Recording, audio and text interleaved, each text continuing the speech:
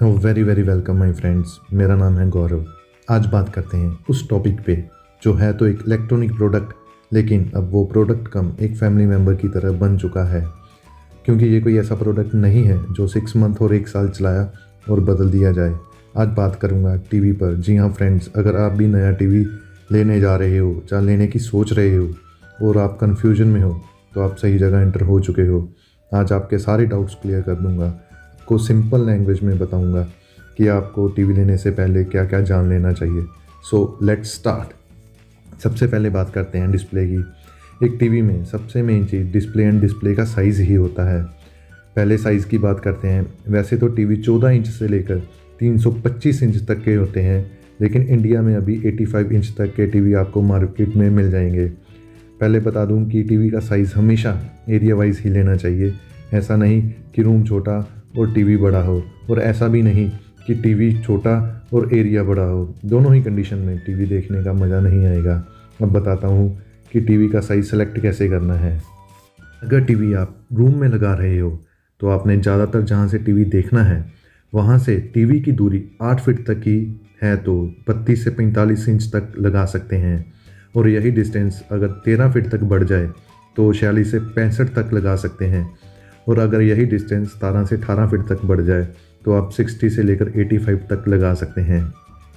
तो अब आपको पता चल चुका है आपके लिए कौन सा स्क्रीन साइज़ बेस्ट है। फ्रेंड्स, अब बात करते हैं डिस्प्ले की रेजोल्यूशन की। एक डिस्प्ले में रेजोल्यूशन उतना ही इंपॉर्टेंट काम करता है जितना खाने में नमक काम करता है। सिंपल लैंग्वेज में बताता हूँ कि हम जो भी कोई इमेज टीवी में देखते हैं वो इमेज छोटे छोटे पिक्सल से मिलकर बनती है, और ये पिक्सल जितने छोटे होंगे पिक्चर की क्वालिटी बढ़ती जाएगी।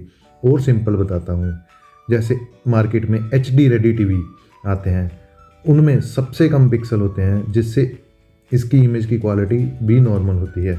वही HD टीवी में पिक्सल ज़्यादा होते हैं, उसकी इमेज की क्वालिटी अच्छी होती है।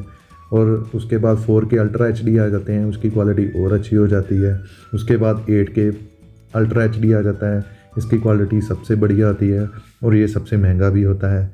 लेकिन अगर आपका बजट कम है तो 32 इंच से 45 इंच तक आप HD टीवी ले सकते हैं, और इसके ऊपर अगर आप 46 से 60 इंच तक जाते हैं तो 4K में क्वालिटी अच्छी होती है। और अगर आपका बजट आपको अलाउ करता है तो आप 8K भी ले सकते हैं। अब बात करते हैं आपको कौन सी डिस्प्ले का टीवी लेना चाहिए, LED टीवी, OLED टीवी या QLED टीवी। LED की बात करते हैं तो इसका कॉन्ट्रास्ट एंड कलर डिसेंट होता है और नेचुरल भी दिखते हैं। OLED की बात करें तो ये स्क्रीन LG कंपनी बनाती है। इसके कॉन्ट्रास्ट एंड कलर्स थोड़े ज़्यादा वाइब्रेंट होते हैं एंड कलर्स नेचुरल नहीं होते, लेकिन देखने में काफ़ी अच्छे लगते हैं। QLED स्क्रीन्स की बात करें तो ये स्क्रीन सैमसंग कंपनी बनाती है और ये LED की ही नेक्स्ट जनरेशन है। इसके कलर्स LED टीवी से काफ़ी अच्छे होते हैं, कॉन्ट्रास्ट एंड ब्राइटनेस भी काफ़ी अच्छी होती है। बाकी साफ बात करें तो QLED और OLED में कुछ ज़्यादा फ़र्क नहीं होता, बस दोनों की टेक्नोलॉजी अलग अलग होती है। अगर आपका बजट नॉर्मल है तो LED भी काफ़ी अच्छी ऑप्शन है। अगर बजट थोड़ा ज़्यादा है तो OLED और QLED में जा सकते हैं। अब बात करते हैं रिफ़्रेश रेट की। एक अच्छी टीवी में रिफ़्रेश रेट भी अच्छा होना चाहिए। ये कम से कम 60 हर्ट्ज़ तक तो होना ही चाहिए। बस आप सिंपल ये समझ लें कि अगर आप हाई डेफिनेशन गेमिंग करते हैं तो आपको हायर रिफ़्रेश रेट की ज़रूरत पड़ेगी, और अगर आप नॉर्मल टीवी देखते हैं तो 60 हर्ट्ज़ तक रिफ़्रेश रेट ठीक है। अब बात करते हैं साउंड के बारे में। एक अच्छी टीवी में जितनी अहमियत डिस्प्ले की होती है उतनी अहमियत साउंड की भी होती है। अगर आपका रूम छोटा है तो 20 वॉट्स के स्पीकर अच्छे रहेंगे, और अगर आपका रूम बड़ा है तो ये 35 से 40 वॉट्स तक स्पीकर ठीक रहेंगे। अगर आप और अच्छा साउंड चाहते हैं तो आप अलग से साउंड सिस्टम जहाँ होम थिएटर लगा सकते हैं। मार्केट में आपको अलग अलग टाइप के ऑपरेटिंग सिस्टम के टीवी मिल जाते हैं।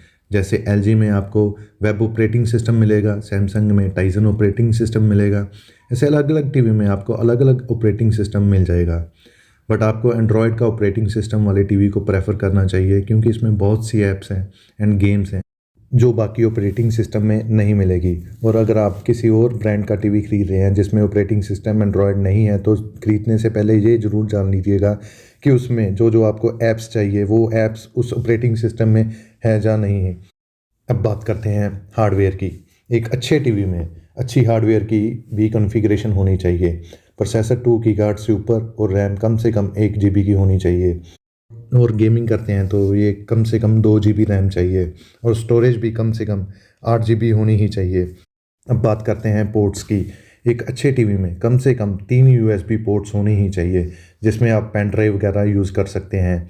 2 एचडीएमआई की पोर्ट्स होनी चाहिए। इसके अलावा ईथरनेट 3.5 जैक, वाईफाई, ब्लूटूथ होना चाहिए। और इसी के साथ दोस्तों आशा करता हूँ कि आपके टीवी के बारे में डाउट्स क्लियर हो चुके होंगे और वीडियो अच्छा लगा हो तो आप लाइक एंड सब्सक्राइब कर देना। इससे आपका भाई मोटिवेट होता है। और जाते जाते आज का विचार, सफलता हमारा परिचय दुनिया को करवाती है और असफलता हमें दुनिया का परिचय करवाती है। और इसी के साथ दोस्तों टेक केयर, ध्यान रखना अपना। जय हिंद।